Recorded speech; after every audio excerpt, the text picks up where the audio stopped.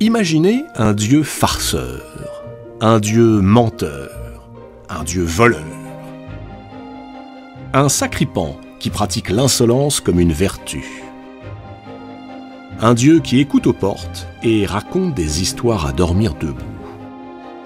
Imaginez un dieu rapide, agile, qui guide les voyageurs le long des chemins, indique aux marchands la bonne affaire, retrouve ce qu'on a perdu, mais escamote ce que l'on possède. Ce dieu, c'est Hermès. Il arrive quand on ne l'attend pas. Il disparaît alors qu'on le croyait là. Hermès, c'est le dernier-né des amours de Zeus. Sa mère, Maïa, est une déesse glorieuse. Maïa est l'une des 7 Pléiades, les filles du géant Atlas, connues pour leur beauté.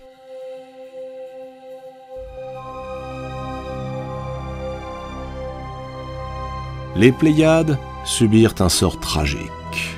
Elles furent poursuivies pendant de nombreuses années par un grand chasseur, un géant, Orion. Pour les protéger, Zeus les transforma en colombes, puis en étoiles. Mais nous n'en sommes pas encore là. Pour l'heure, Maïa, l'une des Pléiades, s'est réfugiée au sud de l'Arcadie, loin des regards d'Héra, l'épouse légitime de Zeus. Et c'est là-bas, dans une caverne du mont Silène, qu'Hermès voit le jour. Sa mère l'entoure de bandelettes, comme on a coutume de le faire pour les nouveau-nés. Elle le dépose dans un berceau d'osier, et elle désigne une nymphe pour qu'elle soit sa nourrice.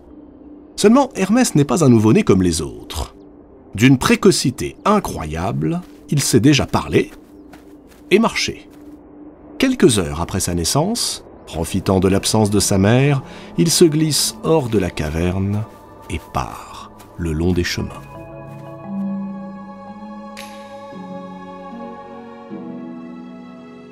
Le voilà qui arrive en Thessalie, à l'endroit même où Apollon, son frère aîné, est chargé de garder un magnifique troupeau, propriété du roi Admète.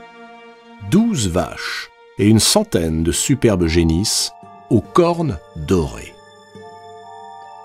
Hermès jette un regard autour de lui. Personne.